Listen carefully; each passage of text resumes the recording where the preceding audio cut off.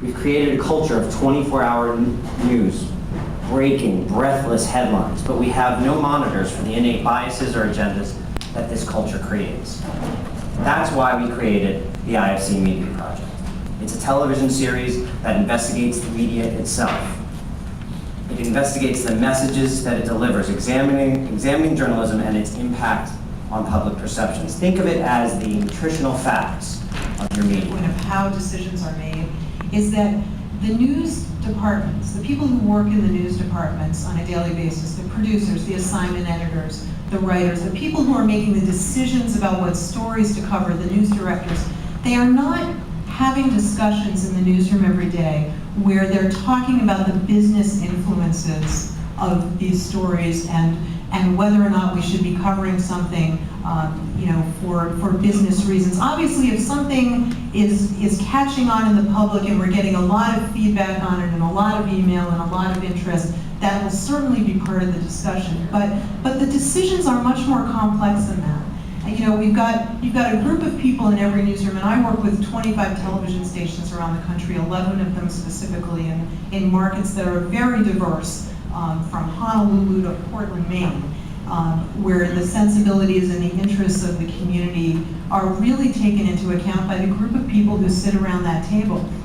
So yes, at the senior executive level and at the news director level and the department head level, there is a lot of discussion about the business challenges that are facing our industry and every media right now. But on a daily basis, the decisions are made by a core group of people who really do try and make the right decision. It's not always the right decision, and you as viewers might not think it's the right decision, but they bring their best judgment to the table every day, regardless of whether it's a small market, a small newspaper, a small television station, or a large city like Boston. So I think you need to understand that dynamic in the decision-making process every day. There's a huge difference depending on what you're listening to in terms of radio. So if you're listening to NPR, and I hope all of you are listening to VUR here in Boston, I think that you're getting a different, higher quality of news presentation that's crafted for people who are interested in in-depth news and information. And you're getting it in terms of the national picture from NPR in Washington, or you're getting it from local reporters, and there's a strong local reporting staff at VUR. So in terms of local news and national news on NPR, it's totally different than if you're tuning into your favorite morning DJ, if you're listening to Howard Stern crack jokes or talk about sexualized sort of celebrity news. That's a totally different picture. So there's not one way to talk about radio news in the way that Marty suggests. There's not one way to talk about newspapers. There's a huge difference between the Globe and the Herald, and an even greater distance from the National Enquirer. You've got to understand that even though they may be in the same business technically, they're really different creatures. I think that as I was watching the Caylee Anthony story, what occurred to me was, this is a fine story. This is a story that would grab my attention initially. I didn't understand the criticism or someone saying that they were appalled by it, because to my mind, it's an intersection of where we are in American media today. You're watching something that combines infotainment. It's news, as Tucker said, it actually happened. It's not manufactured in that sense. But it is being exaggerated, and it's being exaggerated in most cases by, I'm forgetting the name of the headline news anchor that we saw most of the time there, who was Nancy Grace, who was shouting and screaming about it and saying all sorts of histrionic things, and that's her job. She's a personality. People who tune in to watch Nancy Grace go bananas over some crime story. And in this crime story, the reason I said it's a pretty good story, you've got a child, and everybody is sort of wired to protect and love children. You've got a child, you've got a mother who's clearly crazed and in great distress, and so all young women, and again, it's a tremendous audience for cable news, is young white women. We want them to watch, we're hungry. Marty wants them to read his newspaper, I want them to listen to NPR, and cable wants them to watch.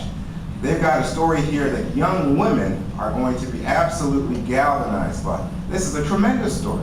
And then you've got grandparents involved. And oh my gosh, so every grandparent in the country is going to say, hey, what's this about? This plays on the little skit that we saw earlier about me, me, me. Everybody can relate to this story. So to my mind, this is a winning story. I didn't understand the upset with it. Nation and the world, the way crime news is covered in this country. Well, I mean, crime news is important, particularly local news. I mean, part of the reason I object to cable's coverage of crime is sort of the same reason I applaud most big city dailies' metro coverage of crime, and to some extent local news coverage of crime. It actually does sort of matter. Like, I live in the city of Washington. If there are, and we're sort of famous for crime, it's one of our local industries, and if things, you know, crimes take place near where I live, I sort of want to know that, and I think people have a reason to want to know that.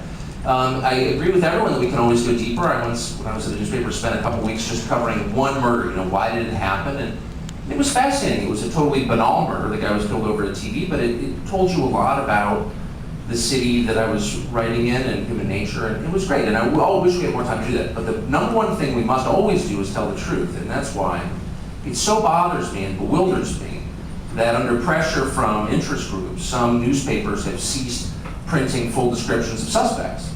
Imagine the perversity of that. Be on the lookout for someone who won't tell you what he looks like.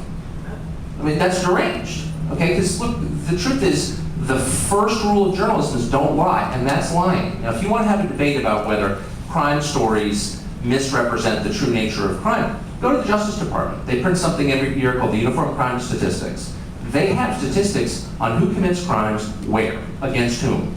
So there's really, we don't need to debate it. You can go look it up. And then let's have the conversation. But in the meantime, if you're covering news, tell the facts you know. That's your moral obligation.